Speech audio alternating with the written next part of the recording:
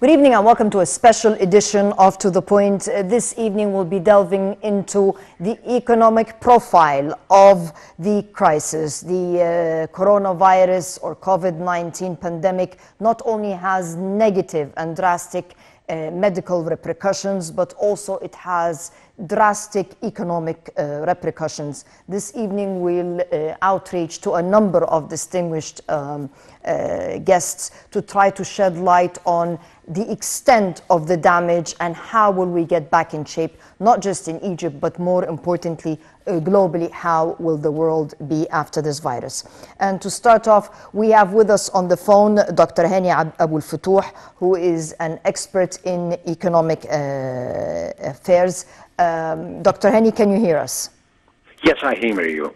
Dr. Hany, the world is suffering drastically on the economic front. Can you just tell us how do you see things shaping up? Because it's not only the medical sector that is being burdened. We have financial markets that are really not doing well. I mean, it's an upheaval on different fronts. How do you see things? Sadly, the world has been suffering from the repercussions of the outbreak of the coronavirus. Yes. The repercussions, unfortunately, will hit all economies in the world, including the big economies. We've seen what's been happening in China, in the United States, and in the Euro bloc. Each country has its own problem. In general, what are the three major areas that would be affected globally? The first area would be the international trade, because the productions in most of countries have been put on hold. The shipping lines have been suspending its operations, so there will be no transportation from countries among each others. Similarly, the financial sector and the international stock exchanges around the world has been suffering unprecedented losses in the last few days. Yes. And we've seen the Dow index has fallen dramatically. Most of the indices have shown huge losses in the past period. And the third and last area, which I would expect would be another significant hit, is the transportation and the tourism sector around the world.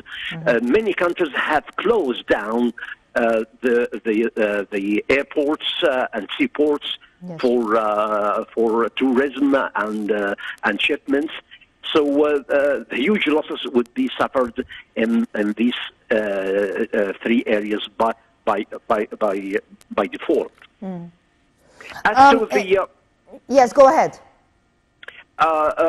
For individual countries, each country has its own peculiar situation and the way it faces the coronavirus. But in general, the domestic trade would be affected. The cost of putting solutions to the outbreak of the virus would be another unexpected cost to the economy. And finally, the foreign direct investment would be put on hold. As you may be aware, even last year, the foreign direct investment yes. globally has been under huge pressure. And this is coming worse with the advent of the coronavirus. Mm.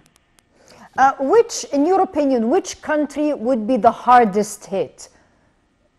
Or which continent? I mean, where do we see a real problem that in the aftermath of this pandemic, some countries will have really grave consequences on the economic front? Where are the concerns, in your opinion? Well, in my views, there are three areas: the Euro bloc, the United States, or North America, and China. The biggest hit would be in China. As you may know, that China represents nearly 17% of the world businesses. Mm. It is its economy is highly and interacting with other parts of the world. So according to a recent research, it showed that the Chinese economy would suffer nearly damage ranging between 35 to 40%. Next comes to the United States. Another research also indicated that the United States its economy might be suffering a decrease between 20 to 25% during the second quarter this year. And the European Union or the Euro bloc also would be hit by 11% decrease in its economy, in its growth. When we talk about China, China is a country that relies mostly on production and trade.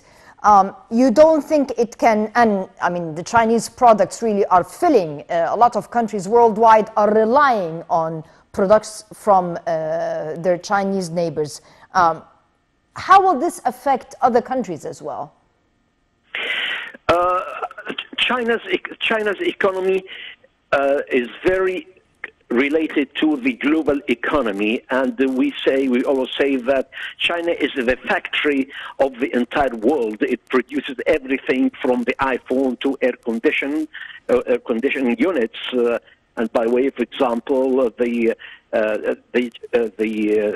industry, the air conditioning units, 75% of the world's needs are supplied from China.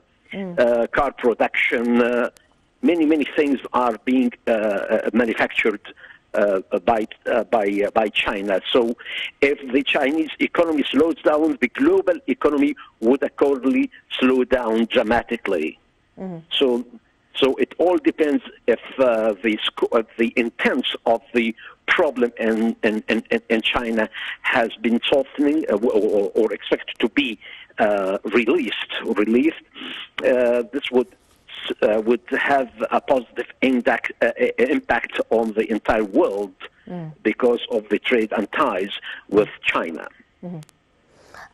Do we expect after this pandemic ceases, so to speak, are we expecting that the economic mapping of the world, the rating, so to speak, of the world, do you see that it will be different? Yes, indeed.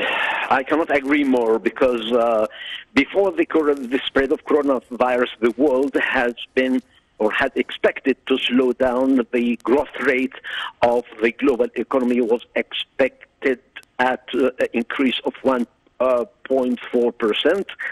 Now we are speaking about another slowdown hit by the repercussions of the coronavirus, and some researchers indicate that the global economy would grow between 0.5 to 1% at a maximum.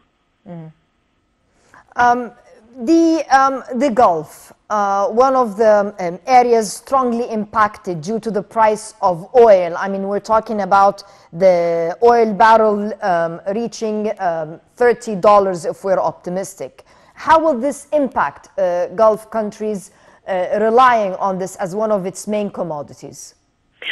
The impact is very severe in Gulf or in the Gulf states and other economies which are oil exporting countries. The barrel has fallen dramatically, and if my memory serves me right, it is being traded now at less than $15.